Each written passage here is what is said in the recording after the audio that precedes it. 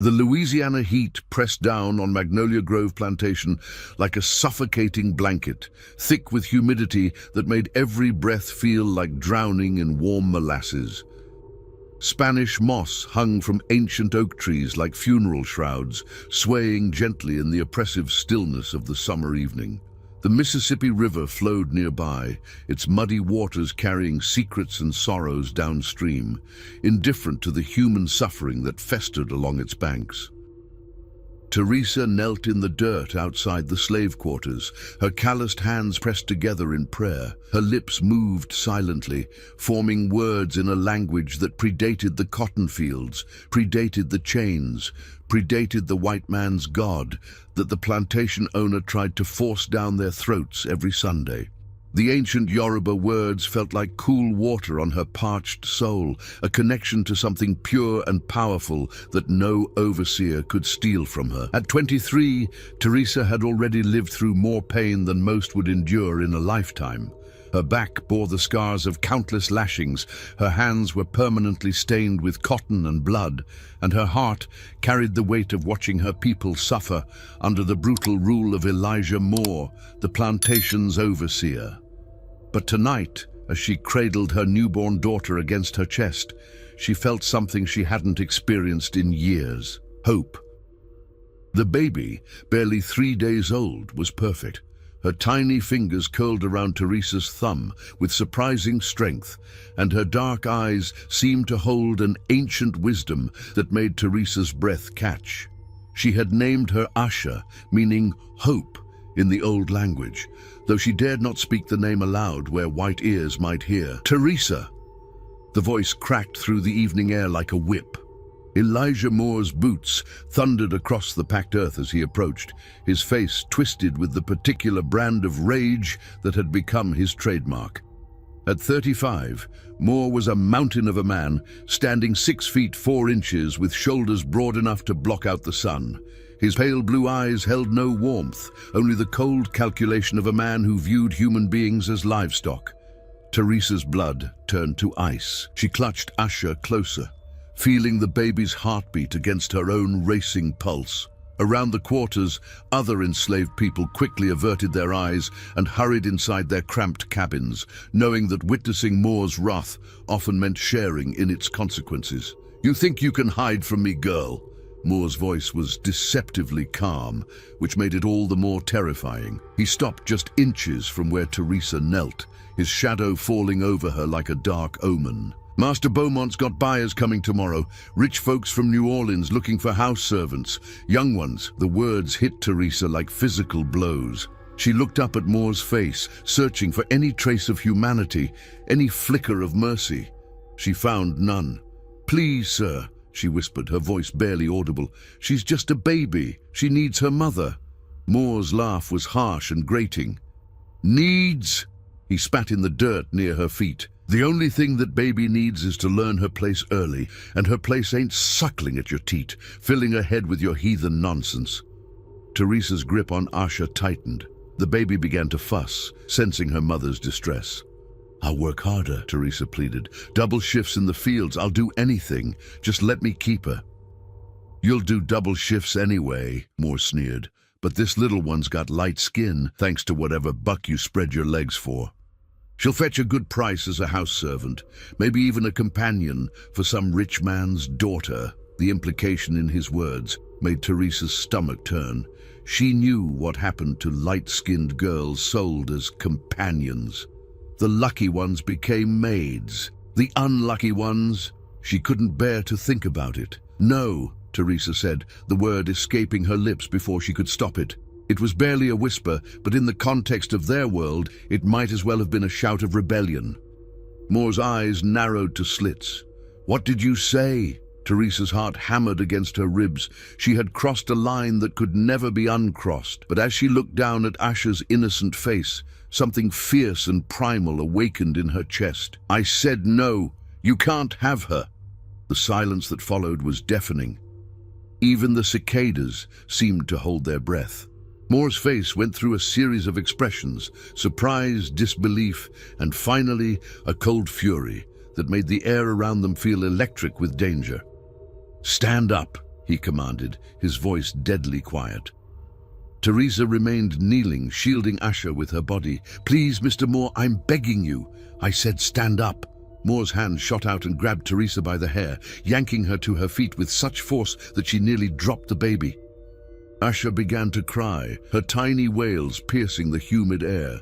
"You forget yourself, girl," Moore hissed, his face inches from hers. His breath reeked of whiskey and tobacco. "You forget what you are. You're property. That baby is property. And I decide what happens to property on this plantation." Teresa's eyes blazed with a fire that seemed to come from somewhere deep and ancient. "She is my daughter," she said, her voice steady despite her terror. "My blood, my flesh. And no man, white or otherwise, has the right to tear a child from her mother's arms." Moore's hand cracked across her face with the sound of a gunshot. Teresa's head snapped to the side, but she didn't fall. She didn't even cry out. She simply turned back to face him, blood trickling from the corner of her mouth, her eyes burning with an intensity that made Moore take an involuntary step backward. "You want to play the defiant slave?" Moore's voice was shaking with rage. "Fine. We'll see how defiant you feel when I sell that baby to the first trader who'll take her. Maybe I'll tell them she's got spirit that needs breaking. Maybe I'll suggest they start early." Something snapped inside Teresa. The words that came from her lips were not in English, but in the old tongue her grandmother had whispered to her in secret. They flowed like water, like wind, like the very breath of the ancestors who had suffered and died in chains. The words seemed to hang in the air, heavy with power and pain and righteous fury. Moore's face went pale. He didn't understand the language, but he felt the weight of the words, the way they seemed to press against his chest like a physical force. What did you say?" Teresa's voice was calm now, eerily so. When she spoke again, it was in English, but her words carried the same otherworldly weight. "I said that the blood you spill will return to you sevenfold. That the pain you cause will echo through your bloodline until the last of your name draws breath. That what you sow in cruelty, you will reap in suffering." Moore's hand moved instinctively to the whip at his belt, but something held him back. There was something in Teresa's eyes, something that spoke of forces older and more terrible than anything he understood. For a moment, just a moment, he felt like prey being watched by a predator. Then his anger reasserted itself, drowning out his fear. "Heathen witch," he snarled. "We'll see how your curses hold up against good Christian iron." He turned and stalked away, but not before calling over his shoulder, "The baby goes to market tomorrow, and you're going to learn what happens to slaves who forget their place." As Moore's footsteps faded into the distance, Teresa sank to her knees again, clutching Asher to her chest. The baby had stopped crying and was looking up at her with those impossibly wise eyes. Around the quarters, faces appeared in doorways and windows, her people watching, waiting, afraid to approach but unable to look away. Old Mama Celia, the plantation's unofficial midwife and keeper of the old ways, emerged from her cabin and walked slowly toward Teresa. Her ancient face was etched with concern and something else, recognition. "Child," Mama Celia whispered, kneeling beside Teresa. "What have you done?" Teresa looked up at the old woman, tears finally beginning to fall. "What I had to do," she said simply. "What any mother would do." Mama Celia's weathered hand touched Teresa's cheek gently. "The old words," she said. "You spoke the old words. Your grandmother taught you well." "Will they protect her?" Teresa asked, her voice breaking. "Will they keep my baby safe?" Mama Celia was quiet for a long moment, her eyes distant. "The old words have power, child, but power always comes with a price. And sometimes—" She paused, looking toward the big house where lights flickered in the windows. "Sometimes the price is higher than we know." As if summoned by her words, a sound drifted across the plantation. The cry of a baby, thin and desperate, coming from the direction of the overseer's house. But that was impossible. Elijah Moore had no children. His wife had died in childbirth 3 years ago, taking their unborn son with her. Teresa and Mama Celia exchanged glances. The crying continued, growing more distressed, more urgent. Other slaves began to emerge from their quarters, drawn by the sound that seemed to come from everywhere and nowhere at once. "What is that?" someone whispered. Mama Celia's face was grave. "The beginning," she said quietly. "The old words have been spoken, the ancestors have heard, and now..." She looked up at the star-filled sky where clouds were beginning to gather despite the clear evening. "Now we wait to see what they will do." The crying stopped as suddenly as it had begun, leaving behind a silence that felt heavy with portent. In the distance, thunder rumbled, though no lightning had been seen. The air grew thick with the promise of rain, and somewhere in the darkness, something that had been sleeping for generations began to stir. Teresa held Asher close and whispered a prayer, not to the white man's God, but to the spirits of her ancestors, to the powers that flowed through blood and bone and the very earth beneath their feet. She had spoken words that could not be taken back, set in motion forces that would not be denied. Tomorrow, Elijah Moore would try to take her daughter. But tonight, as the first drops of rain began to fall on the parched Louisiana soil, Teresa allowed herself to believe that the old ways still had power, that justice might yet find its way to Magnolia Grove Plantation. She had no way of knowing that her words would echo through the generations, that the curse she had spoken in desperation would grow and spread like kudzu, choking the life from everything it touched. She could not foresee the horrors that would follow, the way her cry for justice would become something far darker and more terrible than she had ever intended. All she knew was that she was a mother, and her child was in danger, and she would move heaven and earth, or call upon the powers of hell itself, to protect what was hers. The rain began to fall in earnest now, washing the dust from the air, but not the blood from the soil. And in the big house, Elijah Moore lay awake in his bed, staring at the ceiling and trying to forget the look in Teresa's eyes, the weight of her words, and the sound of crying that seemed to echo from the very walls around him. Dawn broke over Magnolia Grove with an unnatural stillness. The storm that had threatened the night before had passed without delivering the relief of rain, leaving behind only an oppressive humidity that made the air shimmer like a fever dream. The Spanish moss hung motionless from the oak trees, and even the ever-present buzz of insects seemed muted, as if nature itself was holding its breath. Elijah Moore stood on the wraparound porch of his modest overseer's house, a cup of bitter coffee growing cold in his hands. He had not slept. Every time he closed his eyes, he heard that damned crying, the sound of a baby that couldn't possibly exist, wailing from rooms that held no children. 3 times during the night, he had searched his house from cellar to attic, finding nothing but shadows and the lingering scent of something he couldn't identify, something that reminded him of old graves and forgotten prayers. His reflection in the coffee's dark surface showed a man aged beyond his 35 years. The lines around his pale blue eyes had deepened overnight, and there was a tremor in his hands that he attributed to too much whiskey and too little sleep. But deep down, in a place he refused to acknowledge, Elijah Moore knew that something had changed when Teresa spoke those foreign words. Something fundamental had shifted in the very fabric of his world. The sound of approaching hoofbeats drew his attention to the main road. A cloud of dust announced the arrival of Jeremiah Blackwood, a slave trader from New Orleans whose reputation for cruelty preceded him like a noxious fog. Blackwood's wagon was already half full with human cargo. Men, women, and children chained together like animals, their eyes hollow with despair and resignation. Moore straightened his shoulders and forced his face into its usual mask of cold authority.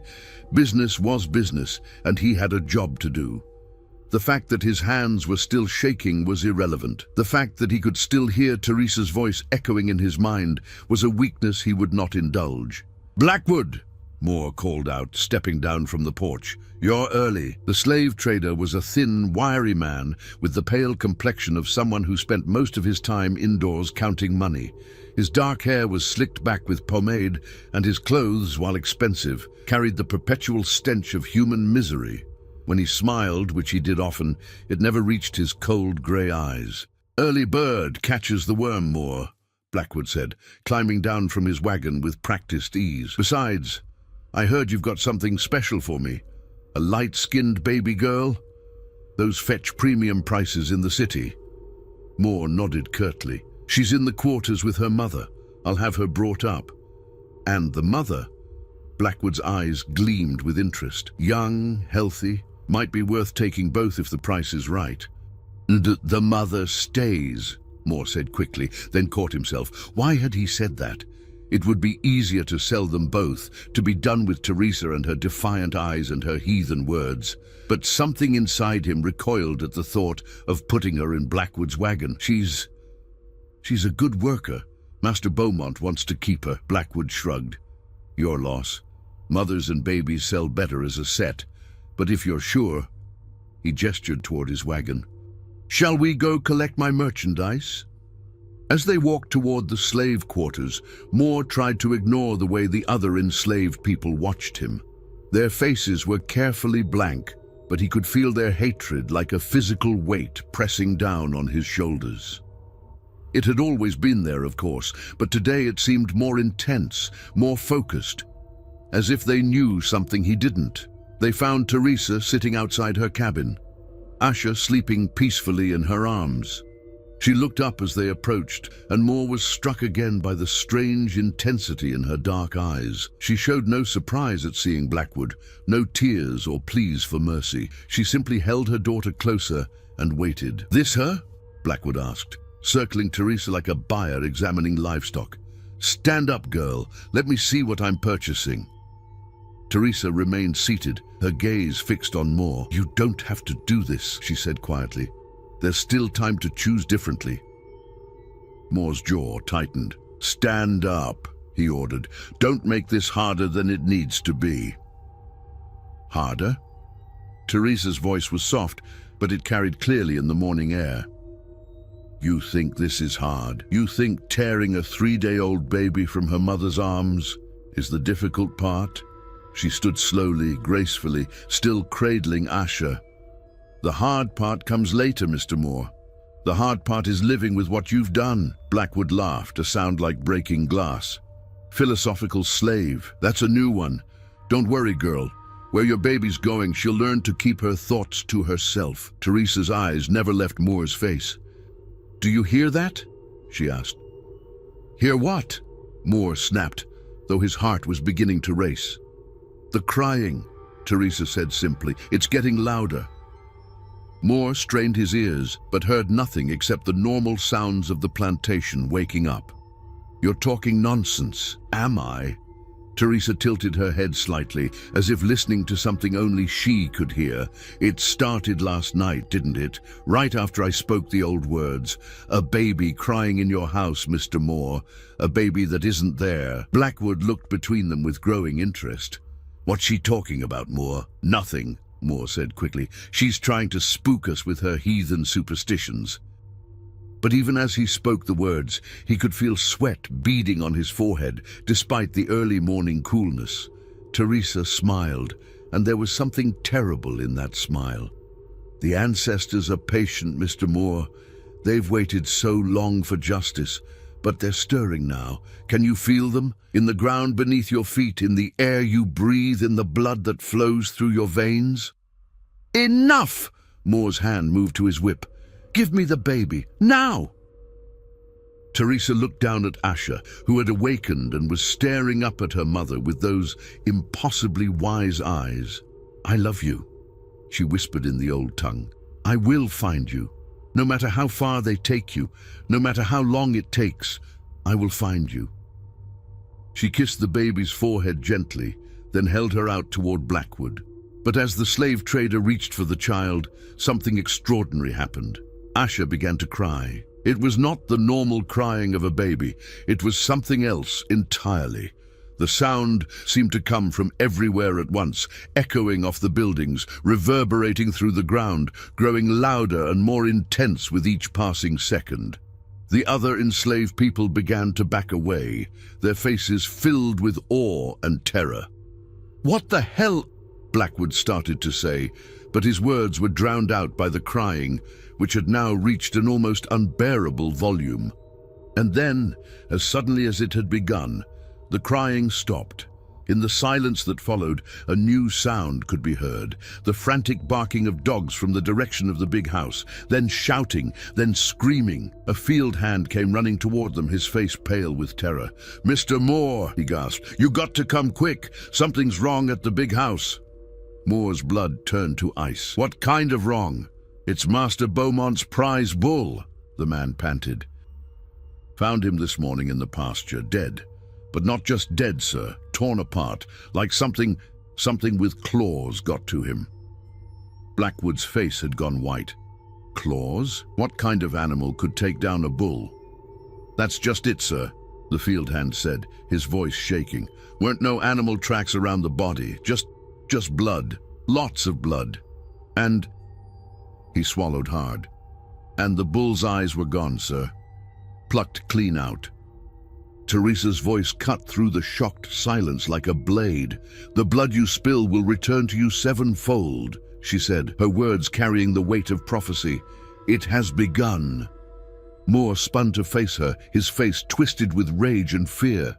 "You did this! Somehow you—" "I did nothing," Teresa said calmly. "I simply spoke the truth. The old words have power, Mr. Moore, and the ancestors have long memories."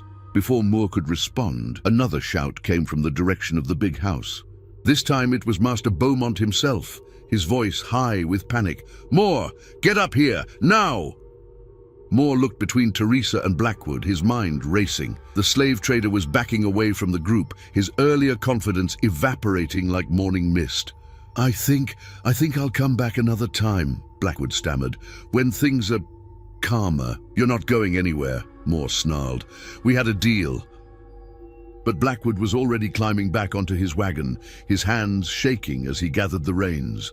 "Keep your cursed baby," he called out. "I don't want any part of whatever's happening here." The wagon lurched into motion, leaving Moore standing in the dust with Teresa and her child. Around them, the other enslaved people watched in silent amazement as the most feared slave trader in Louisiana fled from their quarters like a man pursued by demons. Teresa looked down at Asher, who was sleeping peacefully again, as if nothing had happened. "You see," she whispered to her daughter, "the ancestors protect their own." Moore's face was purple with rage. "This isn't over," he hissed. "Whatever tricks you're playing, whatever you've done, I'll find out. And when you do, Teresa interrupted, her voice still maddeningly calm. "You'll understand that some forces are beyond your control. Some debts must be paid, and some curses."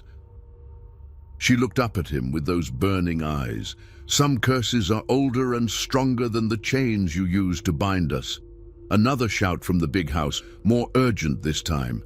Moore hesitated for a moment, torn between his desire to punish Teresa and his duty to his employer. Finally, duty won out. He pointed a shaking finger at her. "This isn't over," he repeated, then turned and ran toward the big house, his boots pounding against the packed earth. Teresa watched him go, then looked around at the faces of her people. They were staring at her with a mixture of fear and hope, as if seeing her clearly for the first time. "What happens now?" asked old Mama Celia, stepping forward from the crowd. Teresa adjusted Asher in her arms and looked toward the big house, where smoke was beginning to rise from one of the chimneys despite the warm morning. "Now we wait," she said simply, "and we watch. The old words have been spoken, and the ancestors have answered. What comes next?" She paused, listening to something only she could hear. "What comes next is justice."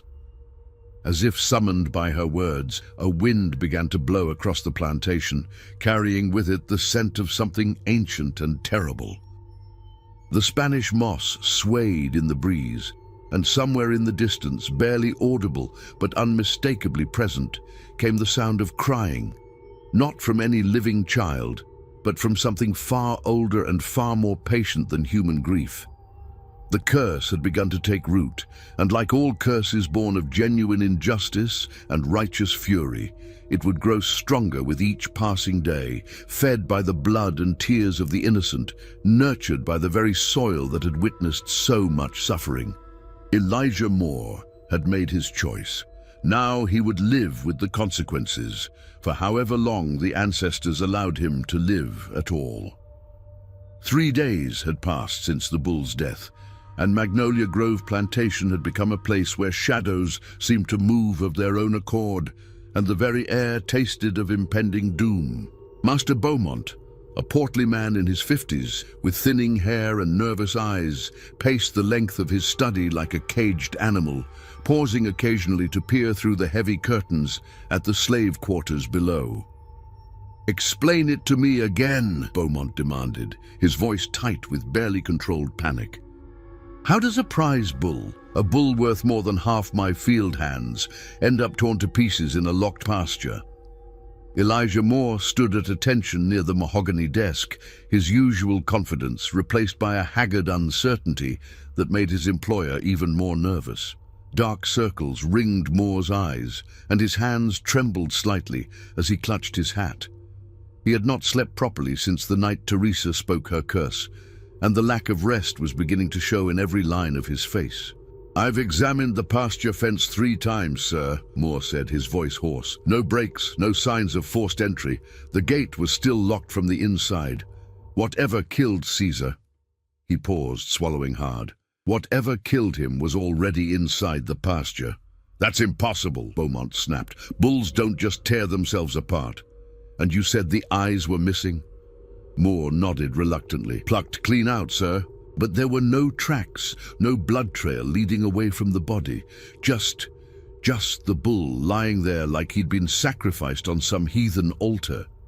The word heathen hung in the air between them, heavy with implication.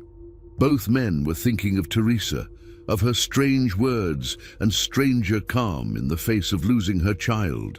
But neither wanted to be the first to voice what they were both thinking, that somehow, impossibly, a slave woman's curse might be responsible for their troubles. A knock at the study door interrupted their conversation. "Come in," Beaumont called out, grateful for any distraction from his growing fears.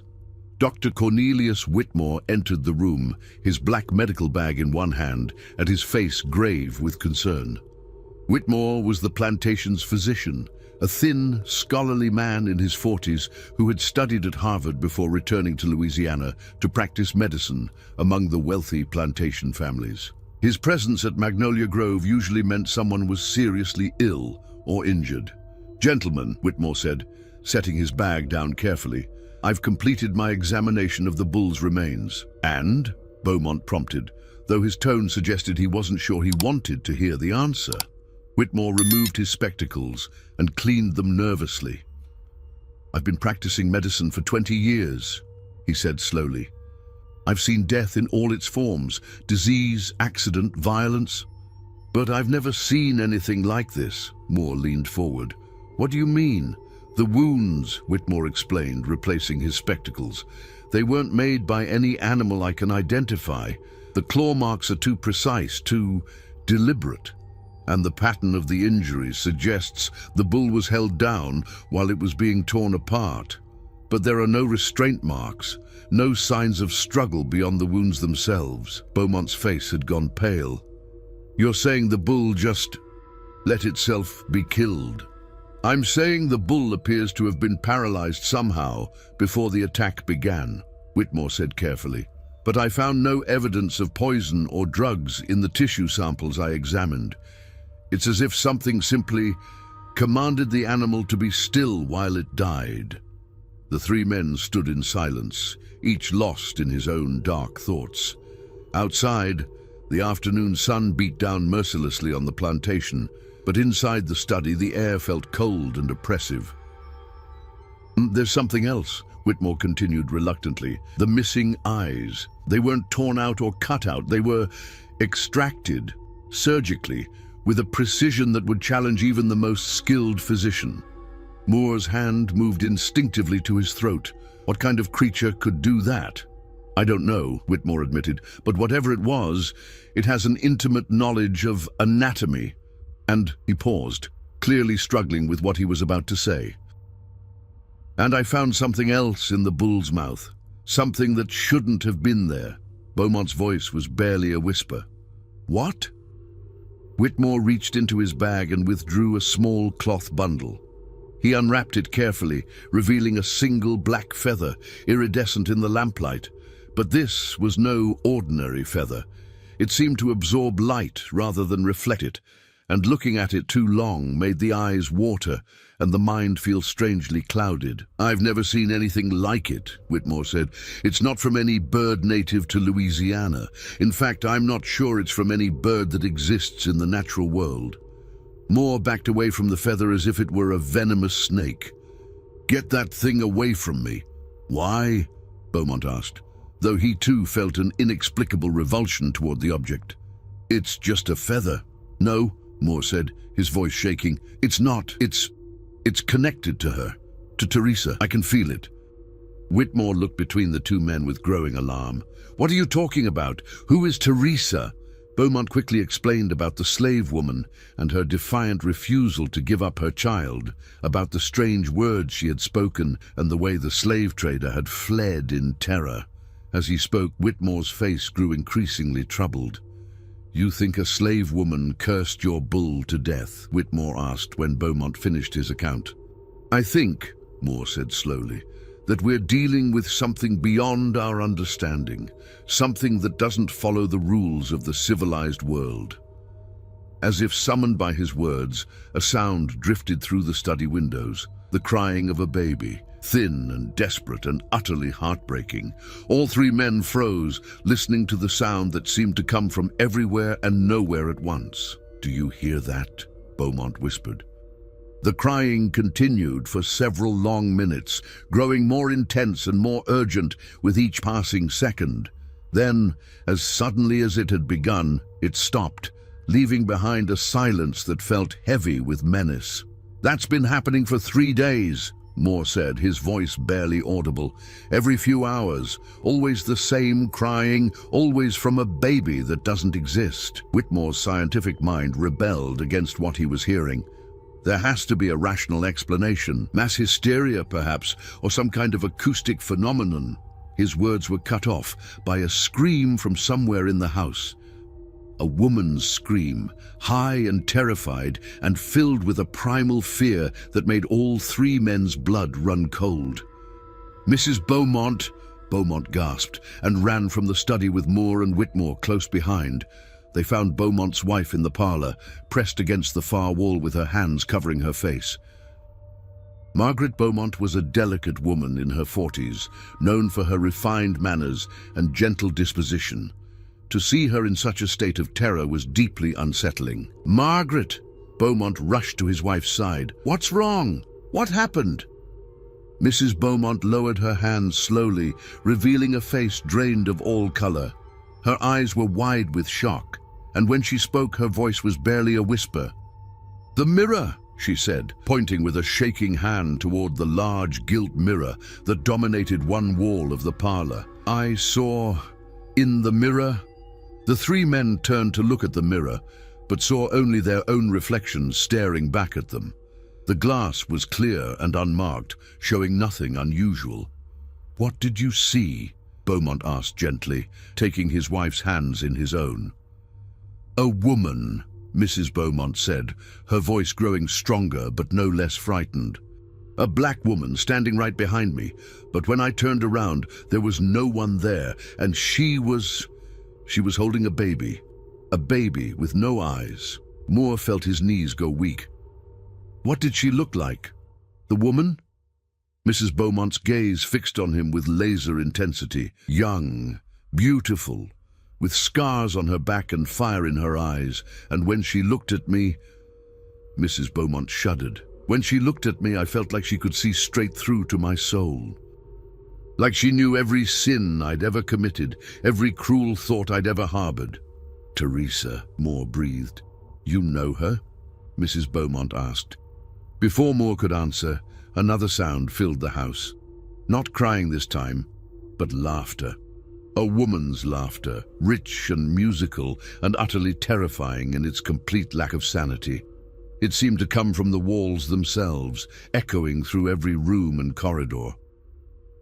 She's in the house, Whitmore said, his scientific skepticism finally cracking under the weight of the impossible.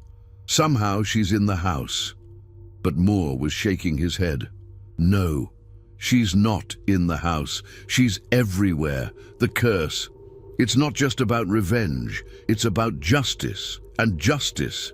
He looked around at the opulent parlor, at the wealth built on the backs of enslaved people, at the comfortable lives lived in willful ignorance of the suffering that supported them. Justice has been a long time coming to Magnolia Grove.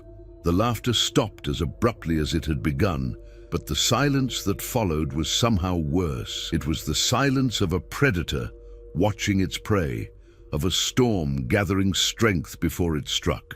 What do we do? Beaumont asked, his voice cracking with desperation. Moore looked toward the window, where the slave quarters were visible in the distance. Somewhere out there, Teresa was going about her daily tasks, tending to her baby, acting as if nothing had changed. But everything had changed. The very fabric of their world was unraveling, thread by thread, and Moore was beginning to understand that there might be no way to stop it. We pray, he said finally, we pray that whatever we've awakened can be satisfied with what it's already taken. But even as he spoke the words, Moore knew they were hollow. The curse Teresa had spoken was not the kind that could be appeased with prayers or offerings. It was the kind that fed on blood and grew stronger with each act of cruelty, each moment of injustice, each tear shed by the innocent. And in a place like Magnolia Grove, where suffering was as common as cotton and cruelty was woven into the very foundation of daily life, such a curse would have no shortage of nourishment. The ancestors had awakened, and they were hungry for justice. The only question now was how much blood they would demand before their thirst was finally quenched. Outside, the sun continued to shine down on the plantation, but inside the big house, darkness was gathering like storm clouds on the horizon. And somewhere in the slave quarters, Teresa hummed a lullaby to her daughter.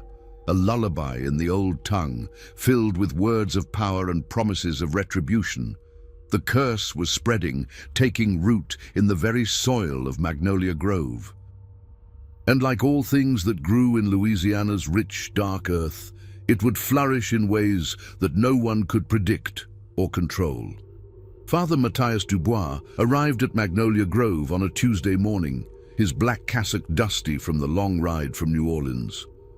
The priest was a man in his 60s, with silver hair and kind eyes that had seen too much of human suffering to be easily shocked. He had been summoned by Master Beaumont, who had sent an urgent letter describing supernatural disturbances that required immediate spiritual intervention. As Father Dubois dismounted from his horse, he noticed the unusual quiet that hung over the plantation like a shroud.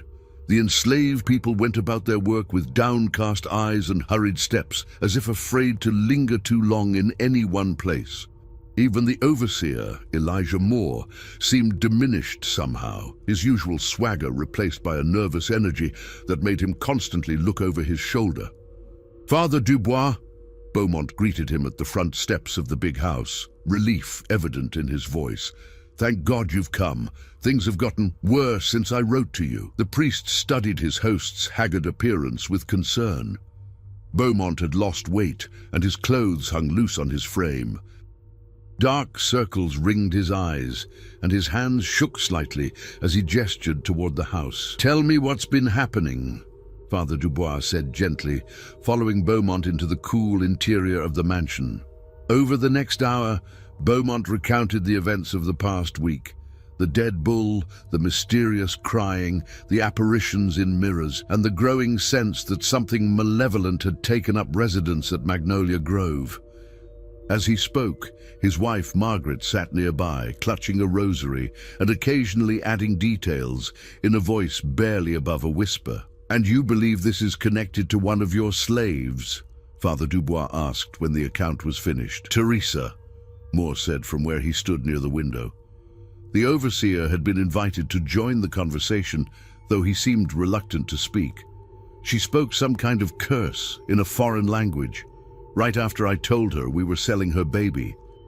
Father Dubois turned his attention to Moore, noting the man's obvious distress. "What exactly did she say?" "I don't know," Moore admitted. "It wasn't English, wasn't French or Spanish either, something older. But the way she said it," he shuddered. It felt like the words had weight, like they were carving themselves into the air. The priest was quiet for a long moment, processing what he had heard. In his years of service, he had encountered many claims of supernatural activity, most of which had rational explanations. But there was something about the fear in these people's eyes, something about the oppressive atmosphere of the plantation itself, that suggested this case might be different. "I'd like to speak with this woman," Father Dubois said finally. "Teresa, you said her name was?" Beaumont and Moore exchanged glances. "Is that wise?" Beaumont asked. "If she really has cursed us." "If she has cursed you," Father Dubois said firmly, "then speaking with her is the only way to understand what we're dealing with, and perhaps to find a way to make amends." Moore's face darkened. "Amends? She's a slave, Father. Property.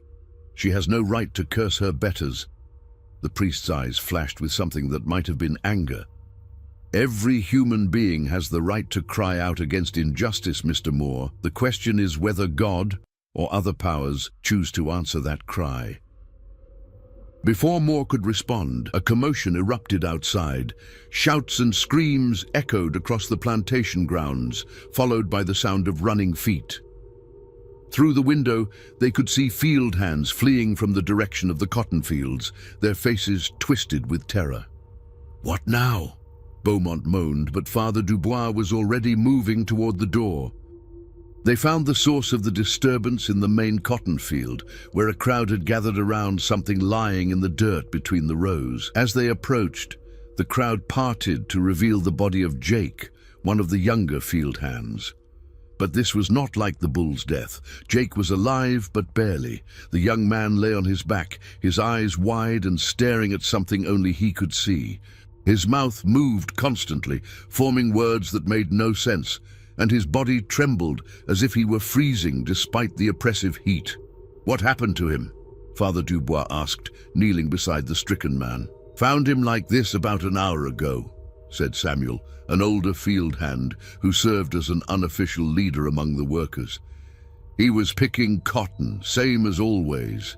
Then he just stopped, started talking to something that wasn't there. Then he fell down and ain't been right since." Father Dubois leaned closer to Jake, trying to make out what the young man was saying. The words were barely audible, but gradually he began to understand them. "The baby," Jake whispered, his voice filled with anguish. "The baby's crying. Can't you hear it? It's so sad, so hungry. Wants its mama." "What baby?" Father Dubois asked gently. "Jake, what baby are you talking about?" Jake's eyes suddenly focused on the priest's face with startling clarity. "The dead baby," he said, his voice stronger now but no less disturbing. "The one that never got to live, the one that's been waiting for someone to pay for what was done." Moore stepped forward, his face pale. "What's he talking about? What dead baby?" But Jake's attention had already shifted away from them, his gaze fixed on something in the distance. "She's coming," he said, his voice filled with a mixture of fear and awe. "The mother's coming, and she's bringing the ancestors with her." Father Dubois followed Jake's gaze and saw Teresa walking toward them across the field. She moved with calm purpose, her baby Asha cradled in her arms, seemingly oblivious to the crowd that had gathered. But there was something different about her now, something that made the priest's skin crawl with unease. She seemed to be walking through a different world than the rest of them. The air around her shimmered like heat waves, and for brief moments, Father Dubois could swear he saw other figures walking beside her. Shadowy forms that flickered in and out of existence like memories made manifest. "Teresa!" Moore called out, his voice cracking with strain. "Stay back. Don't come any closer." Teresa stopped about 10 feet away from the group, her dark eyes scanning the faces before settling on Father Dubois. When she spoke, her voice carried clearly across the field despite its quiet tone. "You're a priest," she said. It wasn't a question. "I am," Father Dubois replied, rising to his feet. "Father Matthias Dubois. I've come to help." Teresa's smile was sad and knowing. "Help who, Father? The masters who grow rich on stolen labor? The overseer who tears babies from their mother's arms? Or the people who have been crying out for justice for generations?" "I've come to help everyone," the priest said carefully, "to find a way to bring peace to this place." "Peace," Teresa repeated, as if tasting the word. "There can be no peace without justice, Father, and there has been no justice at Magnolia Grove for a very long time." Jake suddenly sat up, his eyes still unfocused, but his voice clear and strong. "Tell them," he said, looking directly at Teresa. "Tell them about the baby that died. Tell them about the blood that cries out from the ground." Teresa's expression grew even sadder. "You want to know about the dead baby?" she asked, addressing the group but keeping her eyes on Father Dubois. 3 years ago, Mr. Moore's wife was with child. She was young, barely 18, and the pregnancy was difficult. When her time came, the baby was born dead, a son who never drew breath. Moore's face went white. "How do you know about that? That's private family business." "The dead speak to those who know how to listen," Teresa said simply. "Your wife died 3 days later, consumed by fever and grief, but before she passed, she made you promise something. Do you remember what it was, Mr. Moore?" Moore was backing away now, his hands shaking violently. "Stop it! Stop talking! She made you promise to be kinder," Teresa continued, her voice gentle but implacable. "To remember that the people you oversee are human beings, with hearts that break and souls that cry out for mercy. She made you promise to honor her memory by showing compassion to others who had lost children." "That's enough!" Moore shouted, but his voice broke on the words. "Instead," Teresa said, "you became crueler, harder, as if her death had burned away whatever humanity you once possessed. You forgot your promise, Mr. Moore. You forgot her dying words, and now..." She looked down at Asha, who was sleeping peacefully in her arms. "Now the dead are remembering for you." Father Dubois felt a chill run down his spine. There was something in Teresa's words, something in the way she spoke of the dead, that suggested she was not simply making threats or speaking metaphorically. She was stating facts about forces that were already in motion. "What do you want?" the priest asked. "What would it take to end this?" Teresa's eyes met his, and in their depths he saw pain that went back generations, suffering that had been passed down from mother to daughter like a terrible inheritance. "I want my people to be free," she said simply. "I want the chains broken and the whips burned. I want the children to grow up knowing their parents' names, and the parents to die knowing their children are safe. I want justice, Father, real justice, not the pretense of it that white men offer when it suits their purposes." "That's not possible," Beaumont said, finding his voice at last. "The economic realities, the social order. You're talking about destroying everything we've built." "Everything you've built," Teresa corrected, "was built on our backs, with our blood, our tears, our children's futures. And now the foundation is cracking and the whole structure is coming down." As if to emphasize her words, a sound began to emanate from the ground beneath their feet. A low rumbling, like distant thunder, but coming from below rather than above. The earth itself seemed to be groaning, as if something vast and ancient was stirring in the depths. Jake began to laugh, a sound that was more terrifying than his earlier ravings. "They're waking up," he said, his voice filled with manic glee. "All of them." Every soul that died in chains, every child that was sold away from its mother, every man and woman who was worked to death in these fields, they're all waking up and they're angry. The rumbling grew stronger, and cracks began to appear in the hard-packed earth around them. Father Dubois grabbed Beaumont's arm and began pulling him away from the field. "We need to leave," the priest said urgently. "Now." But Teresa remained where she was, seemingly unaffected by the trembling ground.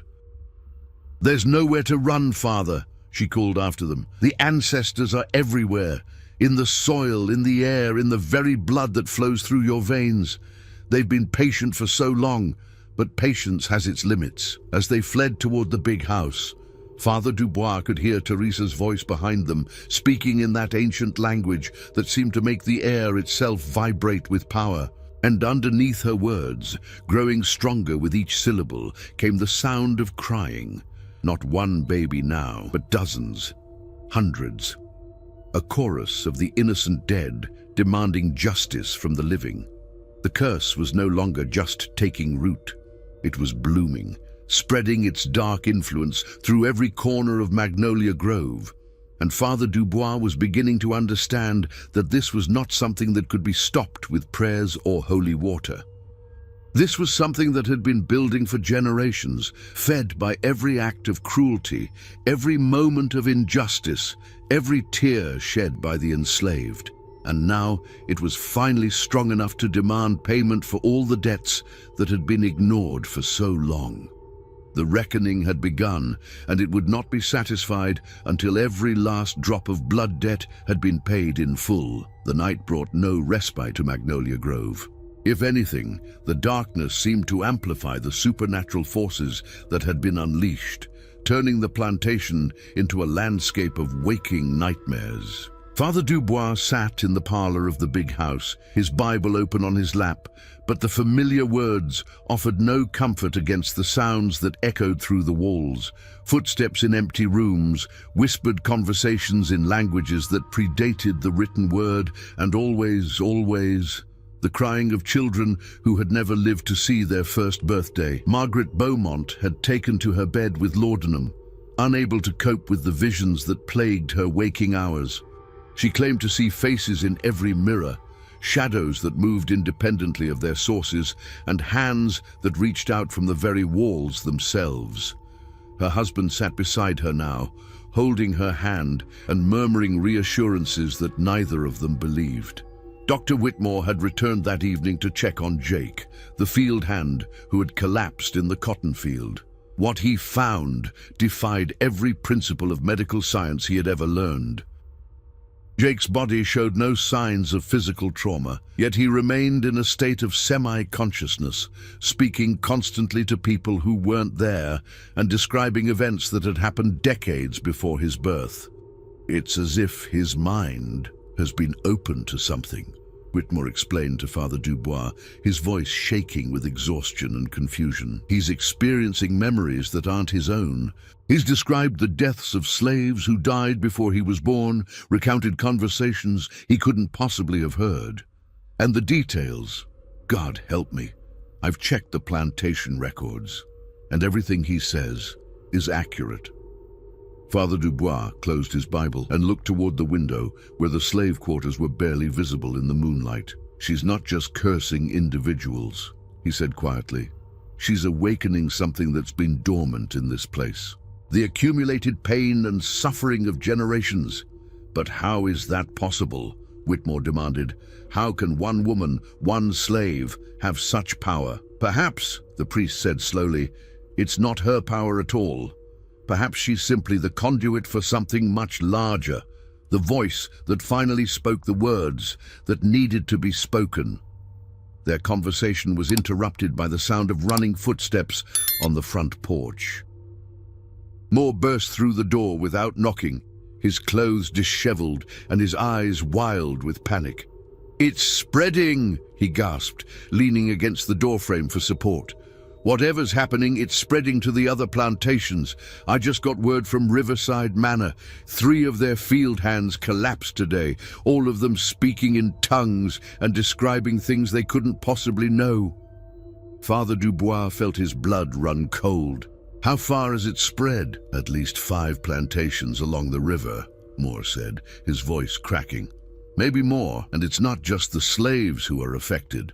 Master Thornton at Oak Hill says his wife has been seeing apparitions, and the Caldwell family at Moss Creek has barricaded themselves in their house because they claim the very air outside is filled with hostile spirits. The priest stood and began pacing the room, his mind racing. This is beyond anything I've encountered before. We're not dealing with a simple haunting or even a localized curse. This is, he paused, searching for the right words. This is a spiritual uprising, the accumulated injustices of generations finally finding a voice. Can you stop it? Moore asked desperately. Can you perform an exorcism or something?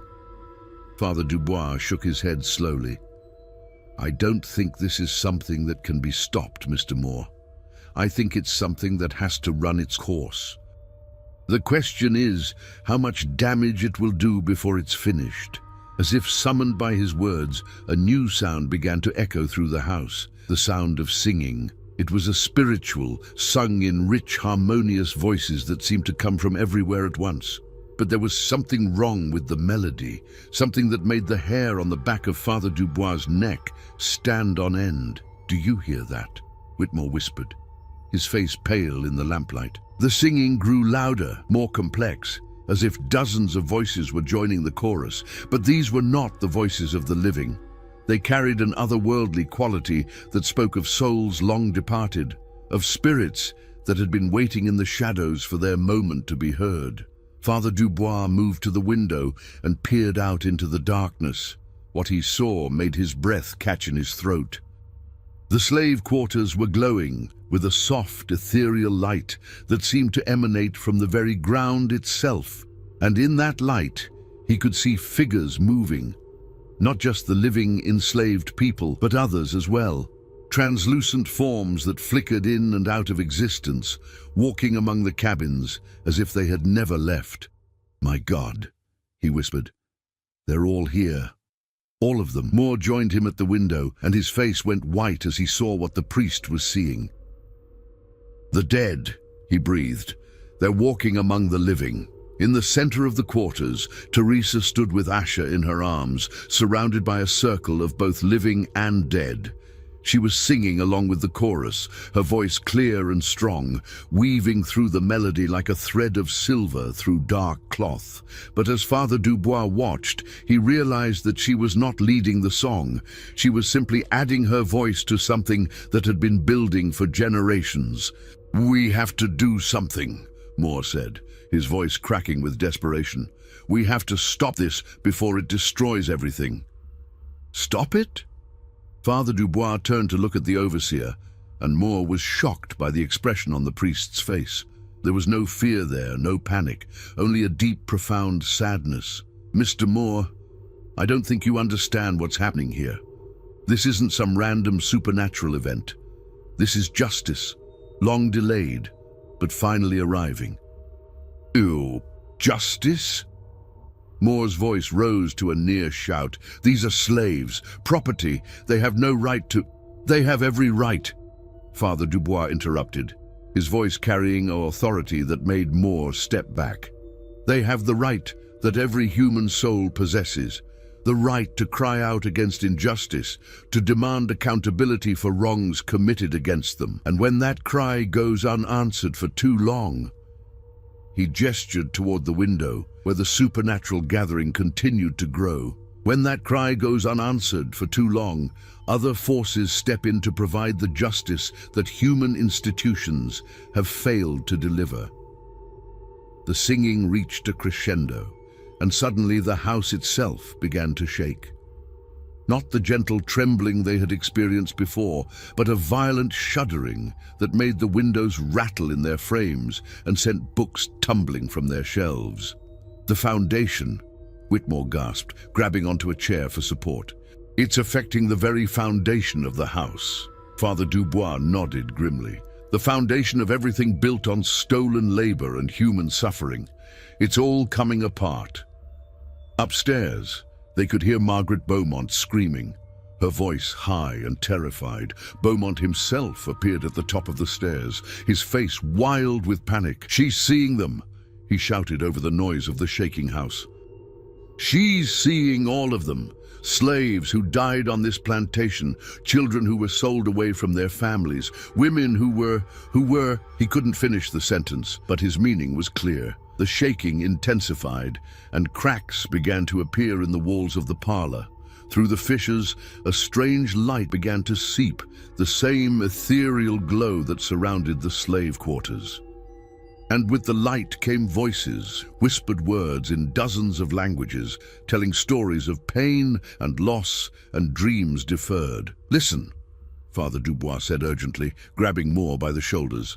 "Do you hear what they're saying?" Moore strained his ears, trying to make sense of the cacophony of voices. Gradually, patterns began to emerge from the chaos. Names, dates, descriptions of cruelties inflicted, and kindnesses denied. It was as if the very walls of the house were recounting the history of Magnolia Grove, not the sanitized version told in polite society, but the true history, written in blood and tears. Sarah, age 16, sold to pay gambling debts, died in childbirth in Alabama. Marcus, age 8, separated from his mother, worked to death in the sugar fields. Esther, age 24, beaten for teaching other slaves to read, died of infection from her wounds. The litany went on, each name a life cut short, each story a testament to the human cost of the plantation's prosperity. Moore sank to his knees, overwhelmed by the weight of the accusations that seemed to pour from the very air around him. "Make it stop," he pleaded. "Please make it stop." But Father Dubois was shaking his head. "It can't be stopped, Mr. Moore. This is what happens when the truth can no longer be suppressed. When the voices of the silenced finally find a way to speak." Through the chaos, a new sound emerged. Footsteps on the front porch, slow and deliberate. The front door opened without anyone touching it, and Teresa walked into the parlor, still carrying Asher. Behind her came others, some living, some clearly not, all moving with the same purposeful calm. The house stopped shaking. The voices fell silent. In the sudden quiet, Teresa's voice rang out clear and strong. "It's time," she said simply. "Time for what?" Father Dubois asked, though he suspected he already knew the answer. "Time for the reckoning," Teresa replied. "Time for the debts to be paid. Time for justice to be served." She looked around the room, her gaze taking in the terrified faces of the white men who had held power over her people for so long. "You built your wealth on our backs," she said, her voice calm but implacable. "You built your comfort on our suffering. You told yourselves it was natural, ordained by God, justified by law. But the ancestors know better. The ancestors remember." Moore tried to speak, but no words came. The weight of generations of guilt seemed to press down on him like a physical force, making it hard to breathe. "What do you want?" Beaumont called down from the stairs, his voice shaking. Teresa's smile was sad and terrible. "I want what every mother wants," she said. "I want my children to be safe. I want them to grow up free. I want them to know their own names and choose their own paths. I want justice for all the mothers who came before me, who watched their babies sold away and could do nothing to stop it." That's not possible," Beaumont stammered. "The law, the economy, the social order." "The law," Teresa repeated, and her voice carried a note of bitter amusement. "Whose law? The law that says I'm property? The law that says my child can be torn from my arms and sold like livestock? That law has no power here anymore?" As if to emphasize her point, the contracts and legal documents in Beaumont's desk began to smolder and burn, though no flame was visible. The smell of burning paper filled the air, along with something else, the scent of freedom, wild and intoxicating and terrifying to those who had never known it. "The old order is ending," Teresa said, her voice growing stronger with each word. "The ancestors have spoken, and their judgment is final. What rises from the ashes will be something new, something built on justice instead of oppression, on love instead of fear. Father Dubois stepped forward, his face grave but not afraid. "And what of forgiveness?" he asked. "What of mercy for those who have sinned?" Teresa's expression softened slightly as she looked at the priest. "Forgiveness must be earned," she said. "Mercy must be deserved. Those who acknowledge their sins and work to make amends may find grace, but those who cling to their cruelty, who refuse to see the humanity in others," she shrugged. "The ancestors are not as patient as the God you serve, Father." The supernatural gathering in the slave quarters had grown larger, and now the spirits were beginning to move toward the big house. They came not with violence, but with a quiet determination that was somehow more terrifying than any rage could have been. They were coming to bear witness, to ensure that justice was finally served. "Choose," Teresa said, addressing all of them, but looking directly at Moore. "Choose who you want to be in this new world that's being born. Choose whether you'll be part of the solution or part of the problem that needs to be solved."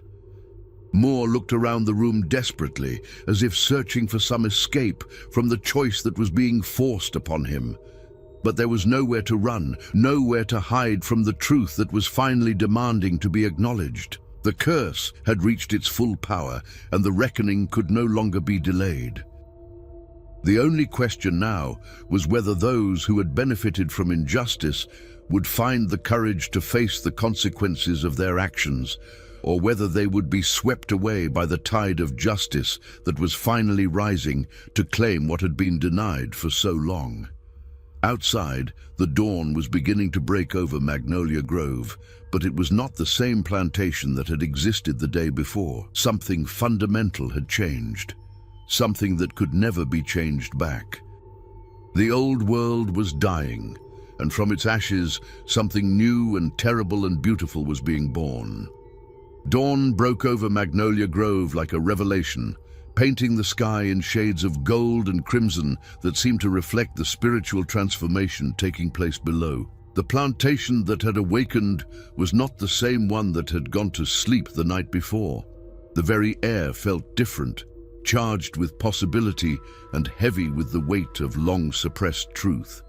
Father Dubois stood on the front porch of the big house, watching as the supernatural gathering in the slave quarters began to disperse with the coming of daylight. The spirits of the dead faded like morning mist, but their presence lingered in the changed atmosphere of the plantation. The living enslaved people remained, but they moved differently now, with their heads held high, their backs straight, their eyes no longer downcast in forced submission. Behind him, the house bore the scars of the night's supernatural assault. Cracks spider-webbed across the walls, and several windows had shattered from the spiritual pressure that had built up within the rooms. But more than the physical damage, there was a sense that the house itself had been fundamentally altered, as if its very foundation had been shifted by forces beyond human understanding. Elijah Moore sat slumped in a chair in the parlor, his face haggard and his eyes hollow.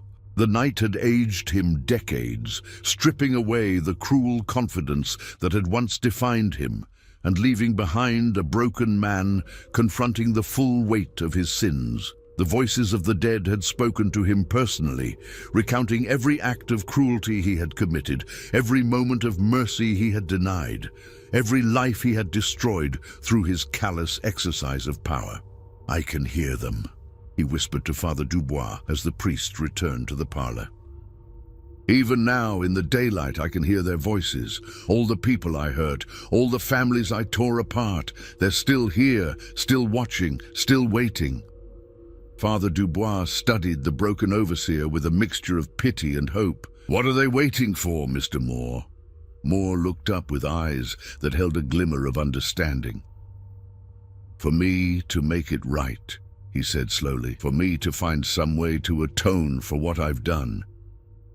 "But how do you atone for a lifetime of cruelty? How do you make amends for sins that can never be undone?" Before the priest could answer, footsteps echoed on the front porch. Teresa appeared in the doorway, still carrying Asha, but now accompanied by several other enslaved people, including old Mama Celia and Samuel, the field hand who had found Jake in the cotton field. They moved with quiet dignity, no longer the cowering victims they had been forced to pretend to be. "Mr. Moore," Teresa said, her voice calm but carrying an undertone of power that made the overseer flinch. "The ancestors have spoken their judgment, but they have also offered you a choice." Moore struggled to his feet, his legs shaking with exhaustion and fear. What choice?" Teresa's dark eyes seemed to look straight through him, seeing not just the man he was, but the man he could become. "You can continue to be what you've always been, a tool of oppression, a servant of cruelty, a man who sees other human beings as property to be exploited. If you choose that path, the ancestors will ensure that you reap exactly what you have sown." Moore swallowed hard, his throat dry as dust. "And the other choice?" "You can choose to become something new," Teresa said. "You can choose to use whatever time you have left to make amends, to fight against the system you once served, to become a voice for justice instead of an instrument of oppression." "But the law," Moore stammered. "The social order. I can't just free everyone. I don't have that authority." Samuel stepped forward, his weathered face grave, but not unkind. "The law is changing, Mr. Moore. Can't you feel it? What happened here last night, it's happening all over. The old ways are dying, and something new is being born. The question is whether you'll be part of that birth, or whether you'll be buried with the old world." Father Dubois watched the exchange with growing amazement. He had expected violence, revenge, the kind of bloody retribution that usually followed such profound injustice. Instead, he was witnessing something far more powerful, the offer of redemption, even to those who seemed least deserving of it. "What would I have to do?" Moore asked, his voice barely audible. Teresa smiled, and for the first time since this ordeal began, there was genuine warmth in her expression. "Start by acknowledging the truth," she said. "Tell the world what really happens on plantations like this one. Use your position, your connections, your knowledge of the system to expose its cruelties. Become a witness for those who have no voice." "They'll destroy me," Moore said. "The other plantation owners, the authorities, society itself, they'll see me as a traitor to my own race." "Yes," Teresa agreed. "They probably will. But the ancestors will see you as something else, as a man who finally found the courage to choose justice over comfort, truth over convenience, redemption over damnation." Moore was quiet for a long moment, wrestling with the magnitude of the choice before him. Finally, he looked up at Teresa with something that might have been hope flickering in his eyes. "If I do this," he said slowly, "if I choose this path, will the voices stop? Will the dead finally rest?" Teresa's expression grew sad. "The dead will rest when justice is done, Mr. Moore, not before. But if you choose the path of redemption, they will become your allies instead of your tormentors. They will guide you, strengthen you, help you find ways to make amends that you never thought possible." As if to emphasize her words, a gentle breeze stirred through the parlor, carrying with it the scent of flowers and the sound of distant singing. Not the otherworldly chorus of the night before, but something warmer, more hopeful. The voices of the ancestors, offering encouragement instead of condemnation. Moore closed his eyes and took a deep, shuddering breath. When he opened them again, there was a new resolve in his gaze. "Tell me what to do," he said simply. Over the next hour, Teresa and the others outlined a plan that was both simple and revolutionary. Moore would use his position and connections to document the true conditions on plantations throughout Louisiana. He would gather testimony from enslaved people, record evidence of the cruelties they endured, and find ways to get that information to abolitionists in the North and sympathetic journalists who could spread the word. More immediately, he would begin making changes at Magnolia Grove itself, Families would be reunited where possible. The most brutal punishments would be abolished. Children would be taught to read and write despite laws forbidding such education. It would be dangerous work, requiring careful planning and absolute secrecy, but it was work that could save lives and souls. "And Master Beaumont?" Father Dubois asked. "What of him?" Teresa's expression hardened slightly. "Master Beaumont has his own choice to make. He can join us in this work, or he can stand aside and let it happen. But he cannot stop it. The ancestors have made that clear." As if summoned by the mention of his name, Beaumont appeared at the top of the stairs. He looked like a man who had aged decades in a single night, his face pale and drawn, his clothes disheveled. Margaret was with him, leaning heavily on his arm, her eyes still wide with the visions that had plagued her through the dark hours.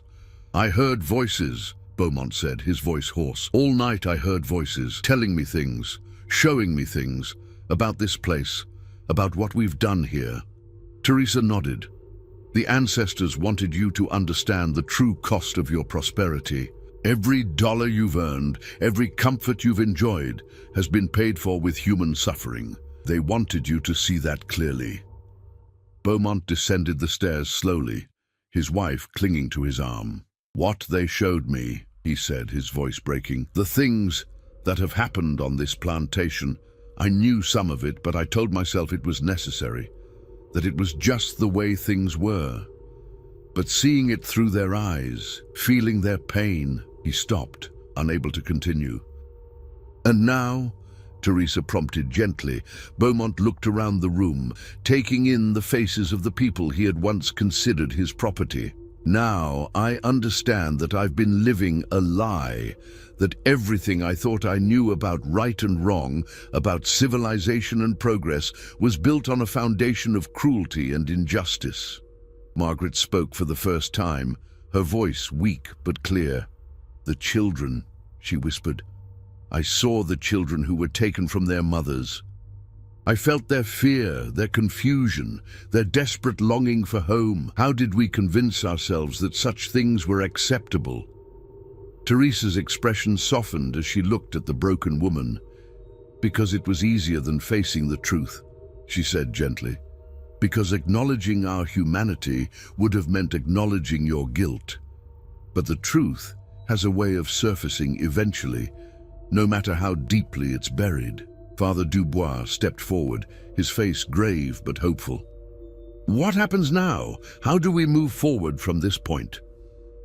Teresa looked around the room, her gaze taking in each face: the broken overseer, the guilt-stricken plantation owner and his wife, the priest struggling to understand forces beyond his theology. "Now we begin the real work," she said, "the work of building something new from the ashes of the old. It won't be easy and it won't be quick, but it will be just." She moved to the window and looked out at the plantation grounds where the enslaved people were beginning their daily tasks. But there was something different about their movements now, something that spoke of hope rather than despair. "The curse is not ended," Teresa said, her voice carrying clearly through the room. "It will continue to spread, plantation by plantation, until every chain is broken and every voice is heard. But for those who choose the path of redemption, it need not be a curse of destruction. It can become a blessing of transformation." Moore stepped forward, his face set with new determination. "Where do we start?" Teresa smiled, and in that smile was the promise of a new world being born. "We start with the truth," she said. "We start by telling the stories that have been silenced for too long. We start by giving names and faces to the people who have been treated as property. We start by remembering that justice delayed is not justice denied. It's justice gathering strength." Outside, the sun climbed higher in the Louisiana sky, casting new shadows across the transformed landscape of Magnolia Grove. The old world was dying, but from its death throes, something beautiful and terrible and necessary was emerging. The ancestors had spoken, and their judgment was final. But for those with the courage to embrace change, to choose justice over comfort and truth over convenience, there was still hope for redemption. The curse would continue its work, but it would also offer chances for transformation to those brave enough to take them. The reckoning was far from over, but the first steps toward a new world had been taken. And in the slave quarters, where Teresa returned with her daughter, the people began to sing again, not the otherworldly chorus of the night before, but songs of hope and freedom and the promise of better days to come.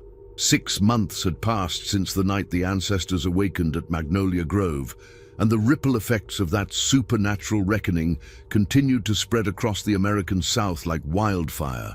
What had begun as one woman's desperate curse had become something far larger, a spiritual uprising that was reshaping the very foundations of Southern society.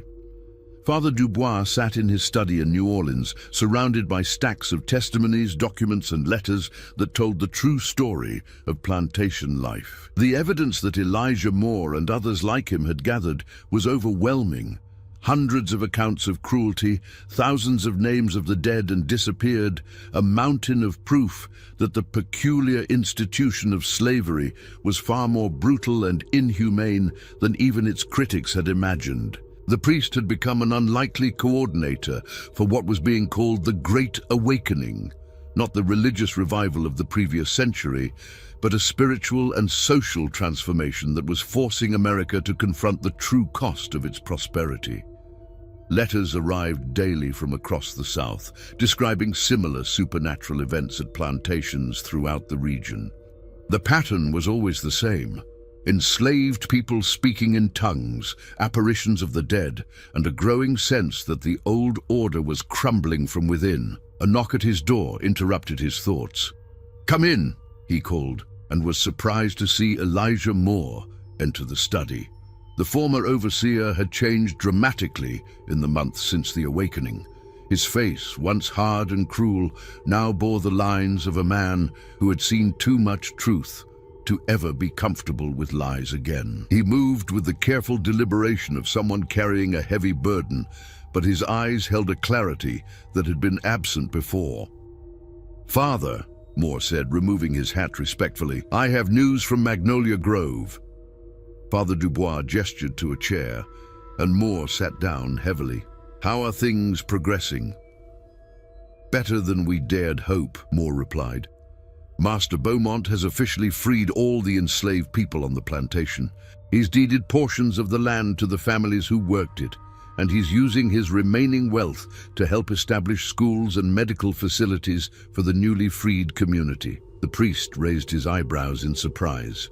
"That's remarkable. I didn't expect him to go so far." Moore's smile was grim. "The ancestors can be very persuasive. He's been having visions almost nightly, seeing the plantation as it really was, understanding the full scope of the suffering that took place there. He says he can't sleep in that house anymore, knowing what he knows now." "And Teresa, how is she?" Moore's expression softened. "She's become the unofficial leader of the community.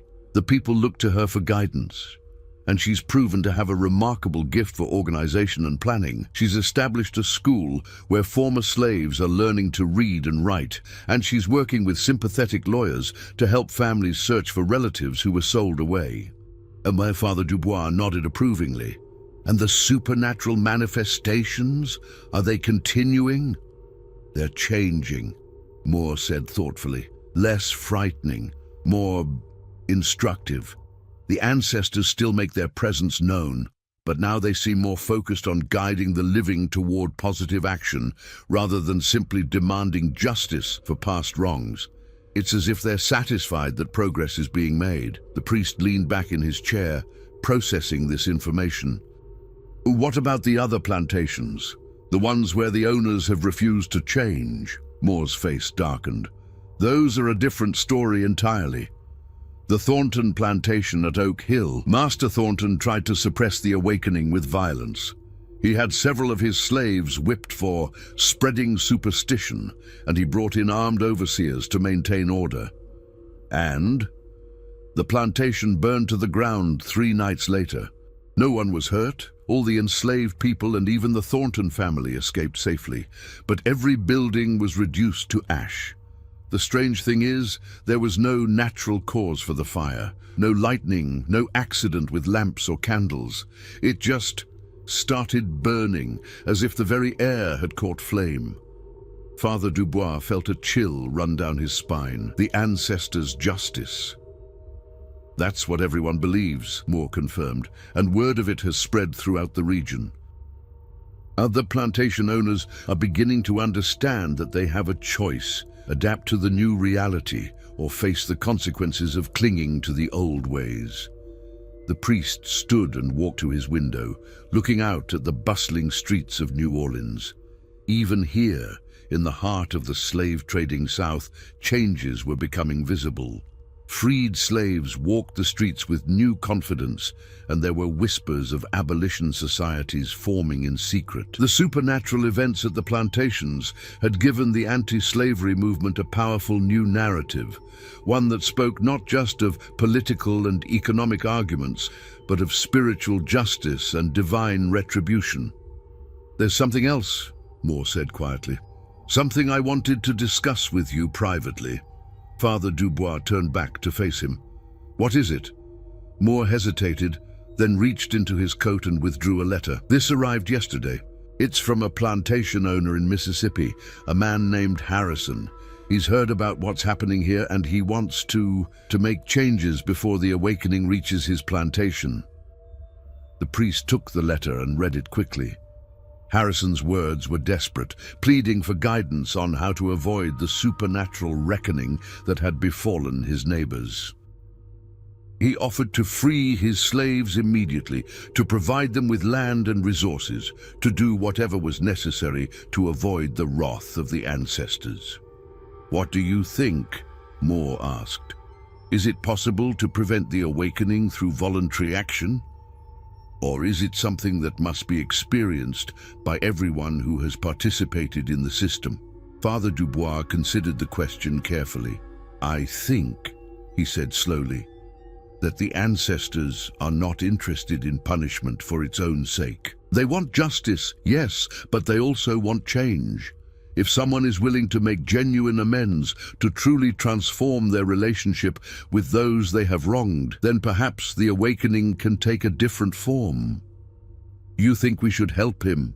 I think we should offer him the same choice that was offered to you and Master Beaumont, the choice between clinging to the old ways and embracing transformation. But," the priest added firmly, "any help we provide must be contingent on genuine change, not just fear-motivated gestures." Moore nodded. "I'll write to him. I'll explain what's required, not just freeing his slaves, but acknowledging the full truth of what slavery has meant, making real amends, and committing to the work of building a more just society." As Moore prepared to leave, Father Dubois called him back. "Elijah," he said, using the man's first name for the first time, "how are you bearing up under all this? The guilt, the responsibility, the weight of trying to atone for so many years of cruelty." Moore paused in the doorway, his face reflecting the complex emotions he carried. "Some days are harder than others," he admitted. "The voices of the people I hurt, they're still with me, but they're not accusing anymore.